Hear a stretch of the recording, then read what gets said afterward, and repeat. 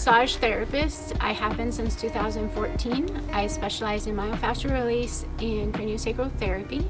I treat people of all ages from birth to 102. My oldest patient actually planned her own birthday party at 102 years old, so that was fun.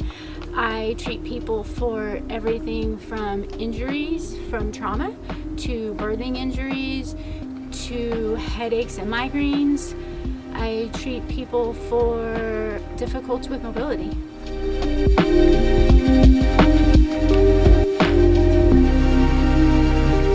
I've been a physical therapist assistant since 2003, and I wanted to help more people, but I am limited under that physical therapy license. I can branch out to people who physical therapy is no longer appropriate for, and I can see people once they're discharged from physical therapy to help them continue to fight their pain battles.